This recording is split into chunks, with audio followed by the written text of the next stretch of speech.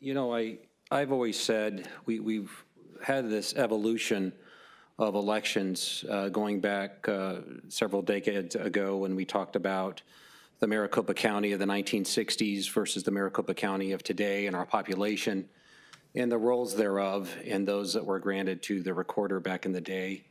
And that evolution has, I think, been very successful. It's about progress, not perfection, as the saying goes.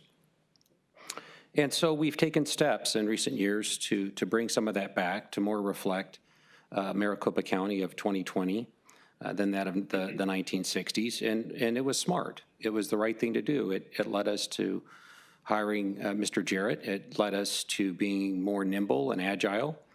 And I'm proud of that because that's what we're working toward, to be better and better as a county. As part of that dialogue, as part of that conversation, excuse me, I also said that one's right to vote is sacrosanct. And I believe that. I believe that voting is the bedrock of our democracy and that we should do all that we can to protect that, to ensure it, to use resources, whether they're financial or otherwise, to make sure people can vote. On this issue of our equipment and the concern, it brings me back to a phrase that we've always, all of us have heard. It goes back, I think, to the 1970s or 80s, and that is the customer is always right. And the meaning of that is not that the customer is always right, but it means that you listen.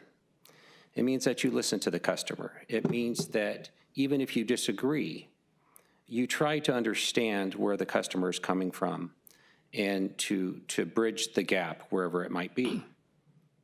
And our customers are our residents. Our customers are our constituents. Our customers are our voters. And whether we agree or disagree, the customer's always right. This isn't an issue of being to the far left. This isn't an issue about being to the far right. My mother is not politically engaged, and she questioned this equipment. My contractor questioned this equipment. These people aren't crazy. They're your average Arizonans. And so, as you all know, and we've differed on our opinions, as Mr. Hickman said, transparency is important. Transparency is something I campaigned on in 2012 for this seat, and it's something I will continue to do. I've wanted an audit for some time, for the reasons I just mentioned. Not to point the finger, not to tell someone they're wrong, but to do just that, to make sure that we have confidence in our elections processes. That's why we've done all we've done the past 3 years in trying to reshape our elections office. So that's what this is about. What I think is equally important and paramount is that we have an open mind about this. To your words, Mr. Chairman, a spirit of cooperation with the legislature is necessary.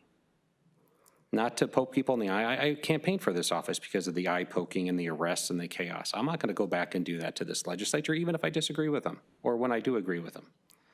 We have to have that spirit of cooperation, and I think you understand that. And we should listen to them.